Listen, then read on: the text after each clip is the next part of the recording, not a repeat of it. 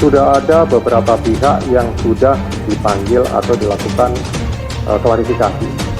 Sudah ada beberapa mungkin para tugasnya sudah melakukan kegiatan pengumpulan data, informasi, termasuk juga dokumen. Tapi detailnya sekali lagi kami tidak akan sampaikan secara rinci karena tahapannya adalah masih di penyelidikan. Namun kami akan hormati semua proses yang ada di KPK. Kita tunggu saja hasilnya. Tentu harapan kita semua tidak akan ada masalah dan mudah-mudahan tidak mengganggu proses ya event Formula E di tahun 2022. Kan di sekitar mekanismenya aja.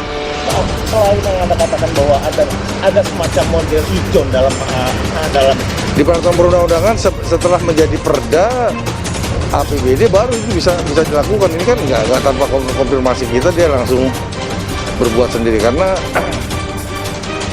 saya juga tidak diberitahu oleh Pak Gubernur dan dia membuat komitmen yang pertama itu. Pak itu ijonnya aliran dari kemana itu Pak? Ya ke Formula E, ke panitia Formula E. Selain terkait adanya semacam ijon tadi, apakah memang diduga ada semacam perantara atau makar dalam Yang jelas 560 M itu adalah APBD, apalagi yang istilahnya B2B, bisnis B2B itu kan nggak boleh pakai APBD Pak. Jadi gerakan itu nggak boleh pakai APBD dan dia harus melaksanakan mencari sponsor dari luar. Dan sekarang dilaksanakan, kenapa sih ada apa sih kok dipaksakan padahal 2019 itu belum ada terjadi apa-apa pandemi COVID ya. Saya pikir ini terobosan dia, saya mengesahkan adanya Formula E. Tapi tahun 2020 kan ada terjadi masalah besar itu pandemi COVID gitu. Tapi dengan situasi kita sedang kekurangan pendapatan, ini memaksakan bahwa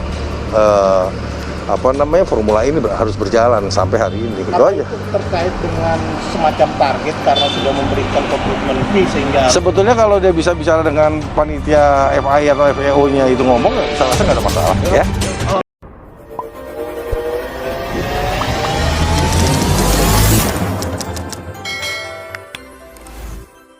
Anies Baswedan akan diperiksa KPK. KPK bakal memanggil Gubernur DKI Jakarta Anies Baswedan terkait dugaan korupsi pelaksanaan ajang balap Formula E. Komisi Pemberantasan Korupsi memiliki peluang untuk memanggil pihak terkait untuk menyelidiki dugaan korupsi pelaksanaan ajang balap Formula E. Di antaranya yang akan dipanggil jika keterangannya dibutuhkan adalah Gubernur DKI Jakarta Anies Baswedan.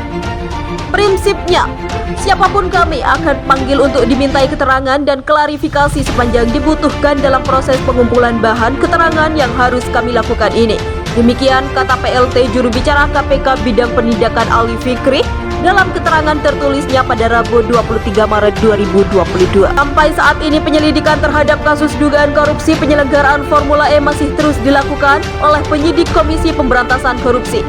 Pelaksana tugas juru bicara KPK Ali Fikri menjelaskan, pemanggilan kembali Ketua DPRD DKI Jakarta Prasetyo Edy Marsudi adalah salah satu bukti lembaga anti rasuah itu sedang menelusuri adanya peristiwa pidana. Tim penyelidik KPK masih terus mengumpulkan bahan keterangan terkait dengan dugaan peristiwa pidana ini. Dalam keterangan kepada wartawan di Jakarta pada Rabu 23 Maret 2022, Ali mengatakan penyelidik tentunya akan memanggil pihak yang dianggap perlu untuk dimintai keterangan sehingga siapapun yang akan dimintai keterangan diharapkan kooperatif untuk hadir. Kami berharap para pihak yang dipanggil dapat kooperatif hadir dan dapat menyampaikan data informasi dan diketahuinya terkait kasus ini di depan tim penyelidik.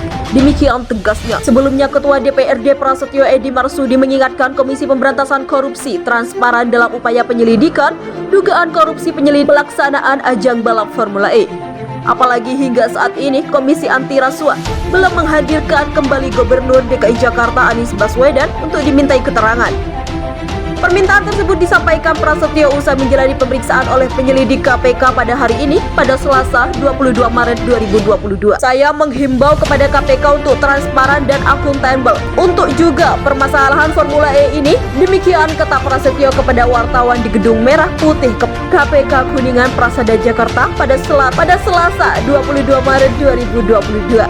Politikus PDI Perjuangan ini mengatakan ada sejumlah hal yang dijelaskannya kepada penyidik, salah satunya yaitu terkait uang 180 miliar yang dibayarkan Dinas Pendidikan dan Olahraga DKI Jakarta melalui pinjaman Bank DKI. Prasetyo menyampaikan pinjaman tersebut tak diketahui oleh legislator di Jakarta.